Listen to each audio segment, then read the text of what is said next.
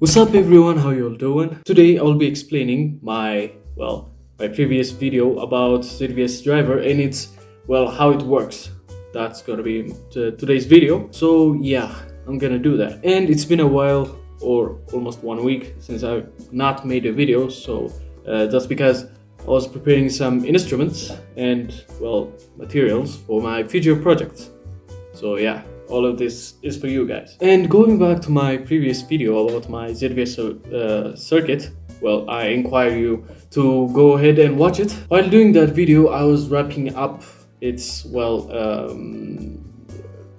its connections and schematics quickly because I wanted to show you the results of that circuit. But today I'm gonna be explaining how it works. And also, when I've been researching, many YouTubers don't actually explain how this ZVS circuit works in general.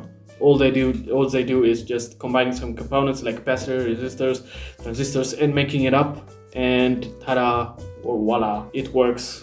That's all they do. But I'll try to explain. You see, ZVS circuits are based on a circuit. It's called an astable multivibrator.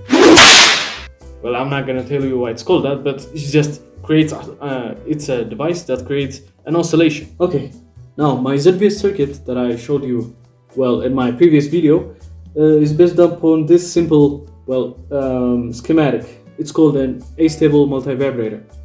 But this and also this schematic is a lot easier to understand than the ZVS ordinary circuit. So let me say this. Okay, now this circuit consists of two transistors, Q1 and Q2, two capacitors, and two resistors, or optionally 4 resistors in this case. But I replaced it with LED to show you the properties. Now this circuit is as an oscillator. When two transistors get manufactured, not all transistors are equally the same. There's always an approximation, but there's a difference, and this is a difference. One transistor switches earlier than the other. Let's just say Q1 switches first. So this is on. This is on. While this is on, the LED will obviously light up. But while doing so, this capacitor on this side will create a high voltage inside it. So thus keeping this Q1 running, and it keeps getting on for quite some time. I mean, for a moment, of course. While doing so, this capacitor on this side starts to build up charge inside it, which means charging. Now, while this charges and reaches a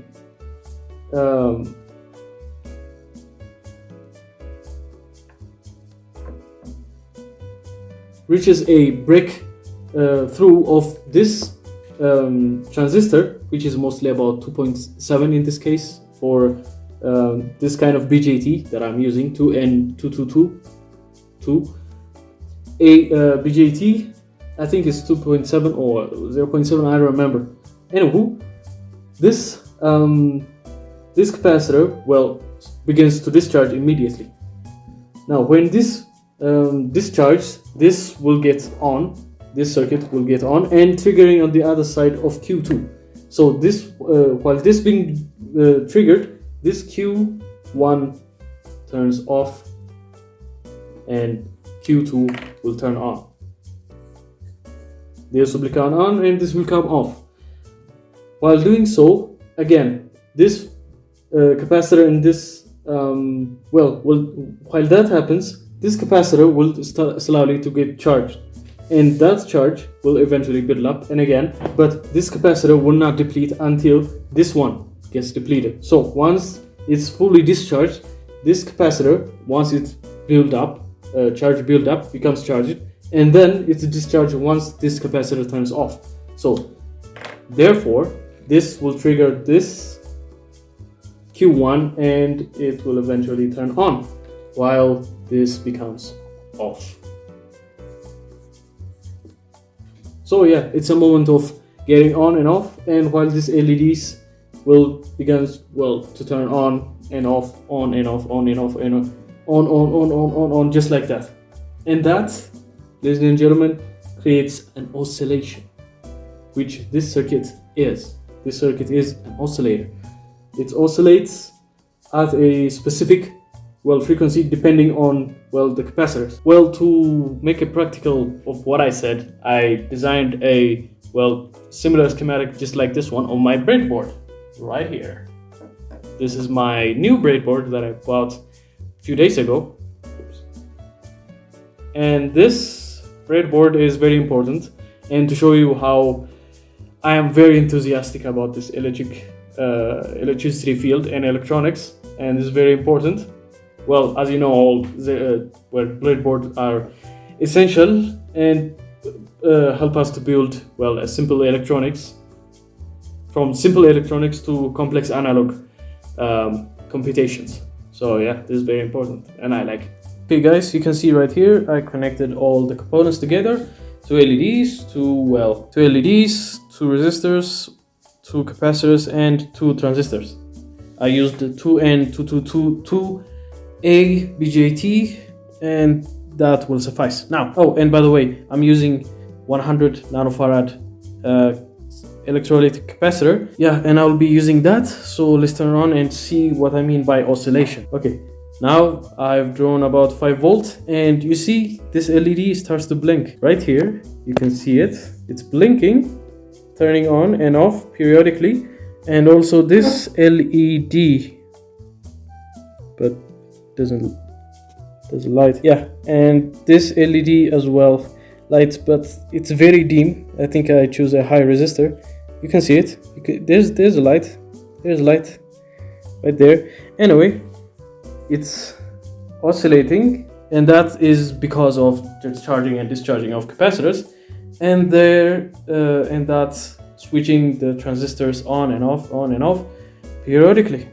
But this is not the main interesting thing. The main interesting thing is when I change the value of capacitance. For example, let us replace this capacitor with 10 microfarad and see what will happen. Okay, now I replaced it with 10 microfarad of those two capacitors right here.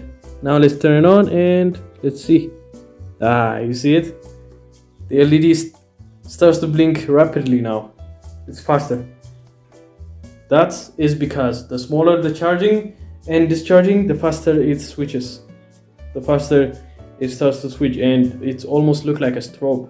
And even it's kind of affecting my camera, I don't know. Anyway, it starts to switch faster, and the other side of the LED, if you guys can see it. Yeah, maybe I shouldn't have chose this LED. Anyway, just so yeah, it starts to blink. Now, as I said earlier, it starts to oscillate. The LED starts to blink. But if we try to make a scope out of it, if we use an oscilloscope and show us the waveform of this LED, it will be just like this: on for a moment and then off for a moment, on for a moment, off for a moment, just like this. It will give us a square wave. This it's actually a half square wave, and this is based on the voltage and time scale, just like this. And also this kind of the squarity depends on the value of the capacitor. The smaller the capacitor, the shorter the gaps become in right here. So it becomes more like this, not like a half sine wave, but it's more like a sharp edged voltage spikes. And this one is similar to this one, just like the other side or its counterpart. It becomes square, and if we decrease the capacitance of both, it will become sharp, just like that. So yeah, this is in short what a stable multivibrator works. Yeah, well, when we compare transistors and MOSFETs, if you look at their data sheets, MOSFETs have high tolerance and high efficiency and high limits rather than a BJT. So that's why we use MOSFETs that have high tolerance and high limit standards.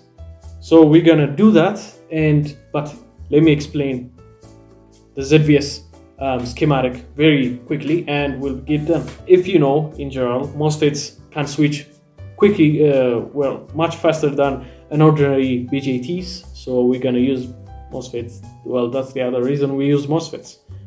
So yeah, let me draw a schematic of ZVS and I'll explain a little bit about it. Okay, this is a circuit of my, well, ZVS design. Here are two MOSFETs, well, two diodes, two resistors, and the main component in an LC tank or LC circuit combined with, well, a power voltage, well, let's just say 12 volts. Now, the working mechanism, I almost explained it like 75% or 80%. Until this, I explained it. This alone, if we connect it to a high voltage, it will create an oscillation, just like I said earlier. Except this oscillation is not a square wave or a sharp edged, but it is a half square wave. If we measure this, it's called a drain. If we measure the drain voltage using an oscilloscope, it will be just like this. Yeah, except it's if we measure, well, except on both sides, this one and this one, it will become a half sine wave, just like this. It's no longer a square wave because there's a smoothing or filtering. And by the way, as I said in my previous videos, an LC circuit creates a sine wave if we measure the circuit voltage. Now, when that's and I also explained that such sine waves dissipate very quickly due to the parasitic resistance inside the wire, because the resistance is almost everywhere. So, because of that, we can't sustain that kind of huge spike of voltage generated by the inductor. So, what we do is, there's a frequency generated by the resonance, or we call it resonance frequency, and also there's a frequency produced by the MOSFETs. Now, what we try to do is try to, well, match them.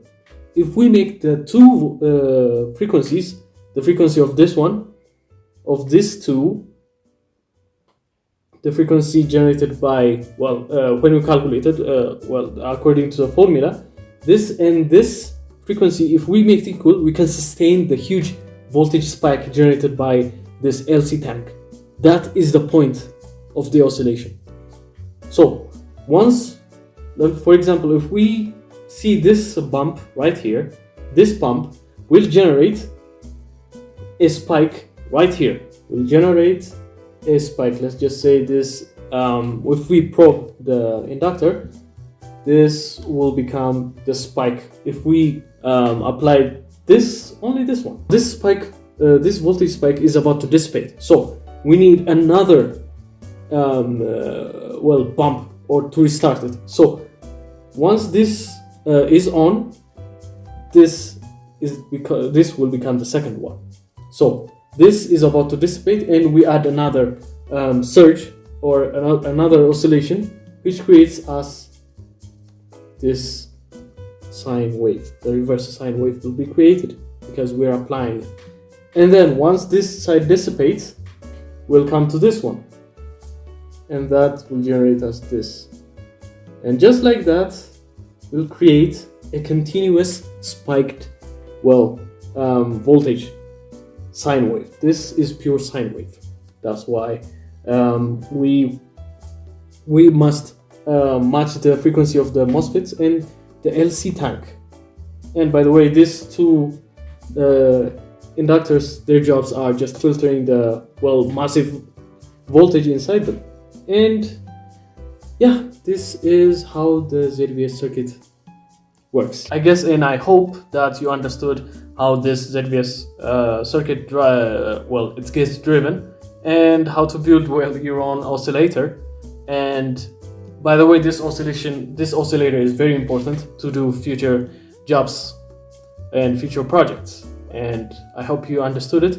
And if you like this video, and if you like me, you can subscribe and share and comment anything you like below. Well, copy and paste as they say it. So yeah, I'm thankful that you listened and understood this, and see you in another time.